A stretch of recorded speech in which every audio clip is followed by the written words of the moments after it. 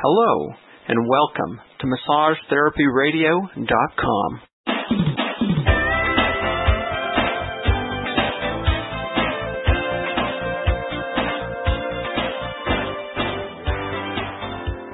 Yeah.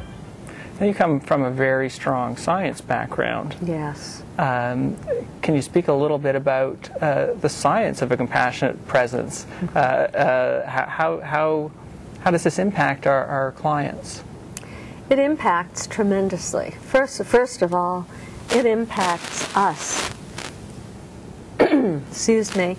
It impacts us.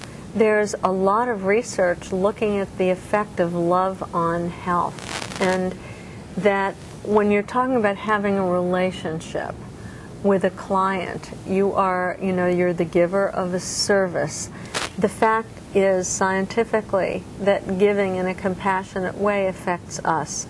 At this morning's keynote, I was talking about some work on therapeutic touch, where the intention for care, the intention for compassion, the intention for healing that a provider would carry with them was so important, because in studies it's been shown that not only does that compassionate intention increase some measures of immunity in the client, but it increases them to the same degree in the person who's giving the therapeutic touch. That's very interesting. It is. And so we know that therapeutic touch is different from massage, that the technical aspects are different. And I believe that, there are all kinds of physical aspects of massage that are very helpful. Work on the fascia, the effect, for example, on acupuncture meridians, on lymph drainage and all of that. But aside from that, being present to someone with the intention for compassion does a variety of things. It also affects mood. It affects the limbic system of the brain. It puts people in a rather blissful state.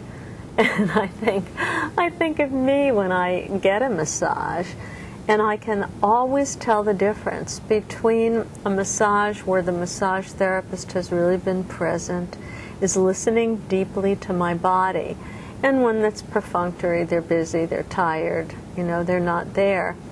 And I end up, even if they're still technically good, you can tell the difference. And I end up in a state that science would say has affected a number of hormones. I know I'm releasing oxytocin. Yeah. I know that I'm releasing endogenous opioids. I know that I'm releasing several different hormones that cause not only relaxation, but they reduce stress. And they make you feel good. Make you feel good, exactly. That's right. Those are feel-good hormones. That's it. Uh-huh. If I understand you have a new book coming out as well. I do. So 2 books are coming out within a month, which is pretty exciting for me. And as we already said, one of them is the revised 20th anniversary edition of Minding the Body, Mending the Mind, which unbelievably has sold 400,000 copies in the last 20 years. Yeah, that's great. It's really a delight.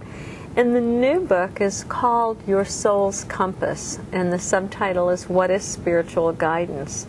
And for that, my husband and I started our research by interviewing 27 what we call sages, Buddhists, Hindus. For example, Father Thomas Keating, who's really has headed up much of the contemplative prayer movement, the return of meditation to Christianity. We have interviewed shamans and poets and asked them a series of 12 questions about what spiritual guidance is, what their personal experience of it is, what blocks it. The big question, how do you tell what you think is spiritual guidance from your own ego, from your own wants and fears and desires, and why we would want to follow guidance anyhow? How it might make the world a better place, how it might, for example, how they might talk to world leaders about creating a more life-enhancing future. And then out of that, we sat for a couple of years and really let that percolate with our own backgrounds and came, I think, to a wonderful interspiritual synthesis, a place where it doesn't matter what your religious tradition is, but there is a common ground of humanity that we can all relate to when it comes to guidance and waking up to who we really are. So it's a book about the spiritual journey in the largest sense, as well as a book about discerning, well, what direction do I take, you know, this job or this relationship, things like that. Well, and it sounds like a fascinating book, and given your background and what you've brought to it, I'm sure it's going to be a fabulous read, and let's hope it sells as well as your first one. Hey, thank you. I'd love that.